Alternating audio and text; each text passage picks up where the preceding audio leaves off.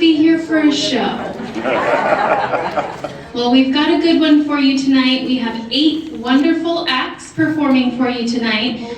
But I know you don't want to hear from me all night, so it is my pleasure to hand it over to the woman carrying us through the evening, our host for the evening, Carolyn Murphy.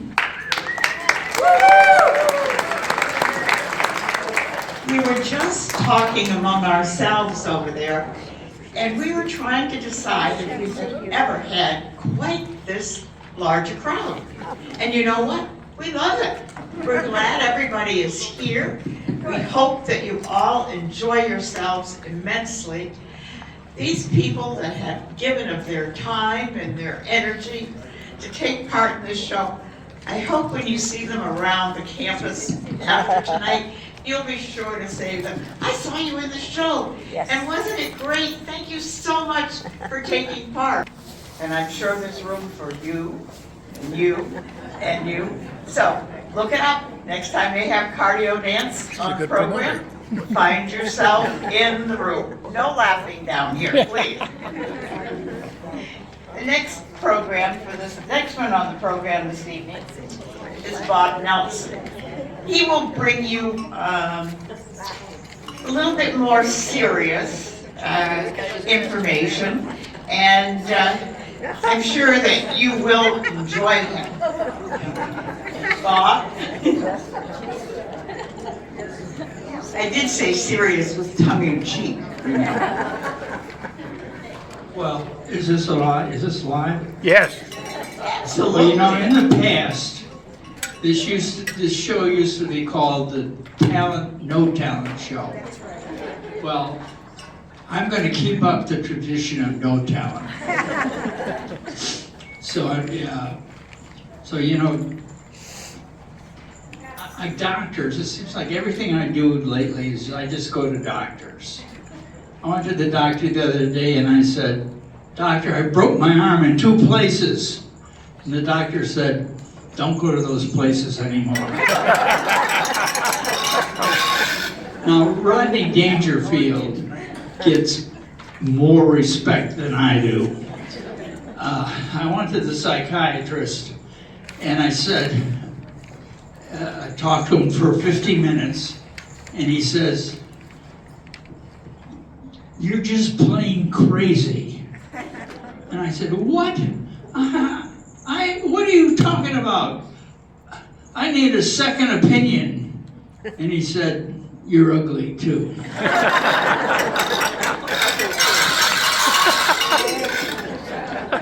That's for Purim. Now I've been short all my life, and getting shorter as I get older. So I went to my primary care doctor and I says, Doctor, I'm shrinking. What's to become of me? And she says, well, I guess you'll have to be a little patient.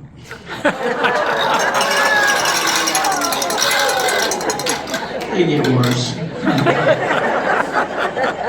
So it's a senior prom. And the kid's got to get his act together. So he goes to rent a tuxedo. And there's a long line. And so then he goes for a corsage.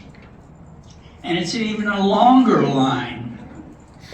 And then the line went around the block. So finally he gets his act together, and the night of the prom, he goes there and he dances a couple of dances, and then he asks his date. He says, would you like some punch? No punchline.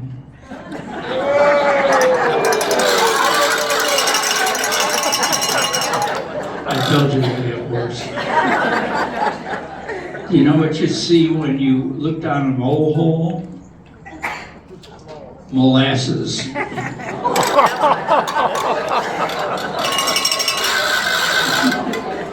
Now, I'm doing sit-down comedy because it's too hard to get up those stairs with my walker. And my balance isn't all that great either, so stand-up comedy is a little dangerous for me. But one time, I was coming back from Seattle, and I sat down on the airplane next to a woman bartender, and we told jokes to each other all the way from Seattle to Memphis. Now, the first one she told was, what did a termite say when he walked into a bar? He said, "Where's the bartender?" Now, I didn't get it right away, and I had to explain that it was a wooden bar. Anyway, my dad's favorite joke was a bar joke, and he said, the guy walks into a bar with a dog, and he says to the dog bartender, "This dog can talk." He says, "If I show you he can talk, will you give me a drink?" And the bartender says, "Okay." So he asks the dog, he says, "What's on top of the house?" And the dog says, "Roof." And then he says, "And what does sandpaper feel like?" And the dog says, "Rough." And he says, who was the best, the all-time Yankee hitter? And the dog says, "Ruth." Now the bartender says, "Get out of here, that dog can't talk."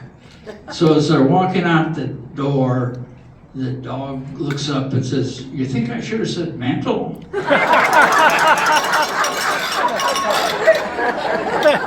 Well, there's a million of those bar jokes, and this could go on forever. The bacon and egg walk into the bar, and the bartender says, "I'm sorry, we don't serve breakfast here."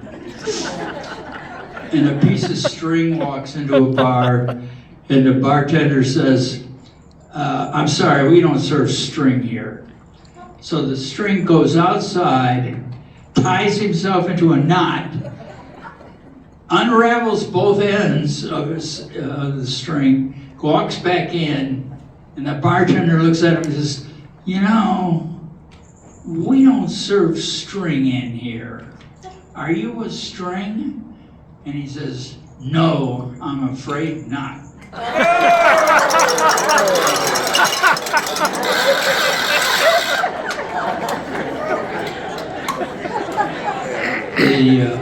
How am I doing on time here? Because I can go on for hours.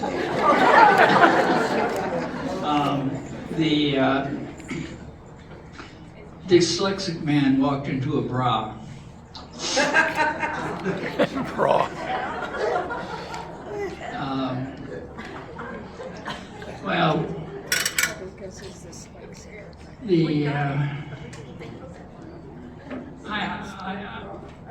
I used to be indecisive, but now I'm not quite so sure. Is it time? Huh? Am I done? Okay, I'm done. People had asked before this show, they said, "Are you going to sing?" And I said, "Well, so you shouldn't be disappointed. I'll sing."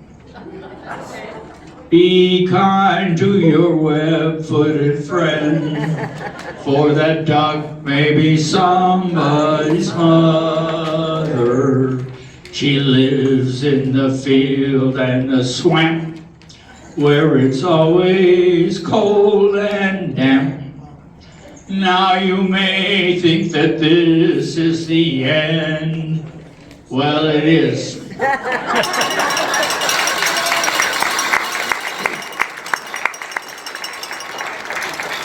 Thank you for your support. I'll be here all week.